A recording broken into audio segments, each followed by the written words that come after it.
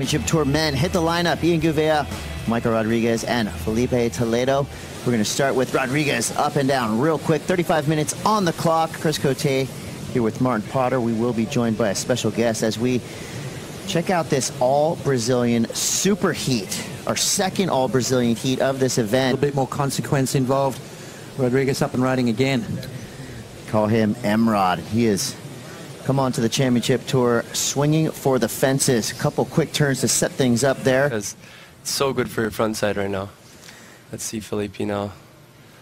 So Filipe now getting things started. We've actually had to kind of change our terminology with surfers like Filipe Toledo now on tour, basically progressing surfing at a lightning clip. We're having to react with what we call the tricks that these guys are doing. So 31 now on the clock. All Brazilian heat. We're watching one unfold now.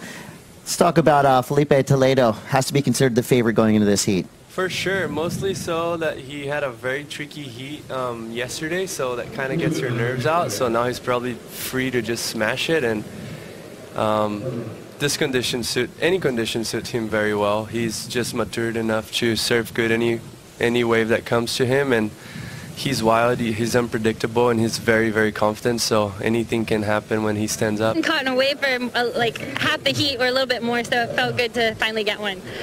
Knowing that you're coming to Brazil, likely surfing lefts, what was your preparation? Kelly's wave pool. No, I actually, after Australia, I went home for like 5 days, and I didn't really surf too much. So, but over the years, I grew up surfing Kiwalos, and it's a really good left. So. And it looks like he is about to link into something solid. He does that whitewater takeoff a little late to his feet, but he gets around that section, no problem. Now onto the open face. This wave starting to perk up through this mid portion. Just setting things up, about to unleash off the bottom, straight up into the lip. Beautiful tail heavy maneuver and a second power car for Rodrigues. Just sticking to his strengths, goes down in his final maneuver. It's just like Italo, he's going to adapt so quick. He's so talented, and I actually, growing up, not really competing with him so much. He was kind of downrated, like no one really heard about him until I was in the QS, and he was just, Filipe's coming up. That's a very nice line wave. And here goes Toledo. So his backhand, of course, we know how lethal and quick Toledo can be. And that was an example of that right there, but going down. So, again, a rare, unforced error for Filipe Toledo, falling on his final turn. Like, not there to give any chance for anyone or any room. Yeah, absolutely. Filipe Toledo as well. Beautiful backhand approach here. Nice, clean bottom turn, top turn combo.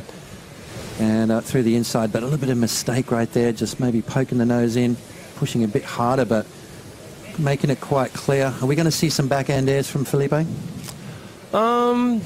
I think they're going to stick to the rail a little bit more.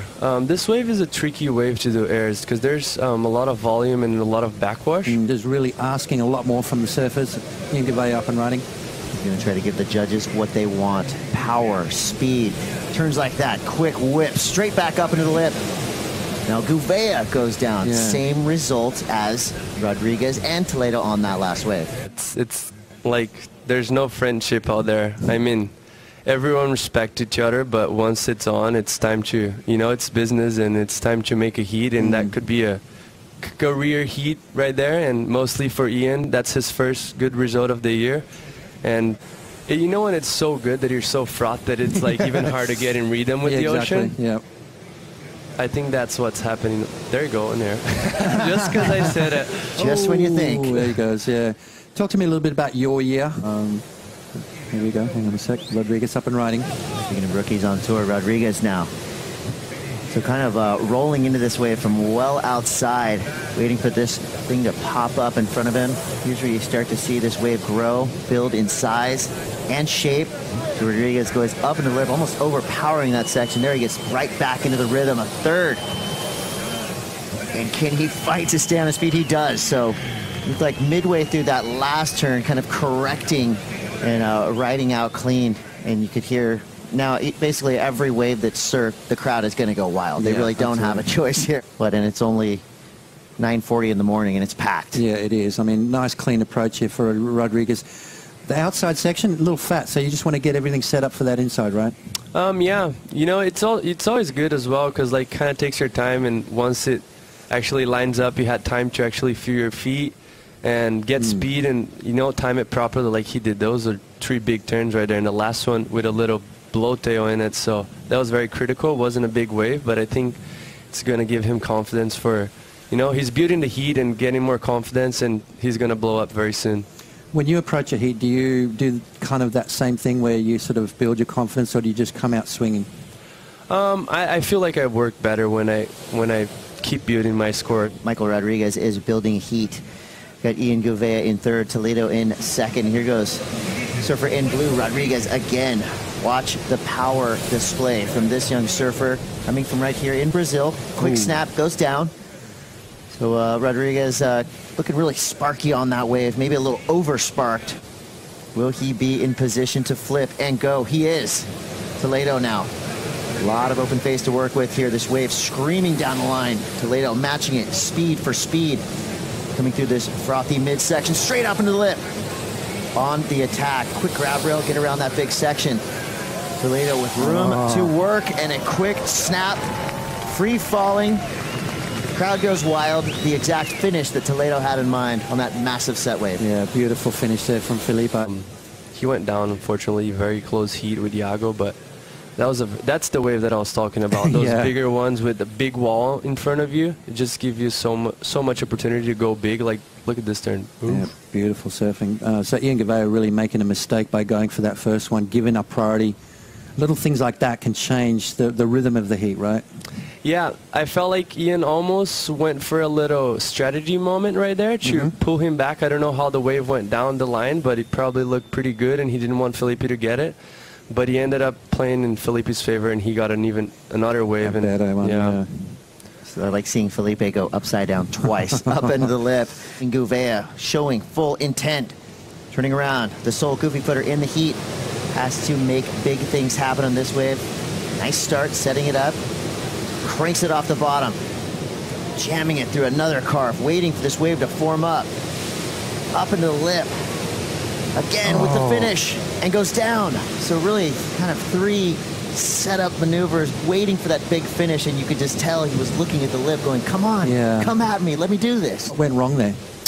Like I said, he was gonna, you know, he needed probably one very good opportunity. This could possibly, like, if he finished it, surfed the wave very well, he would have got very close, and he would have been needing a much of a score. But right there, he got that little wave and caught a little late for the last section. Like his first wave as well, he was a little late, and yeah, now, like more than before, his back is against the wall and he has less priority. So I don't know, if I was him, there's a few wider waves that comes that are very good, that, you know, 2-3 turn combo, and they have a steeper wall. Like this last section right there, he could get a big score and maybe go back and even improve after. But now it's a tough call for him. They both have a front row seat to the Toledo show.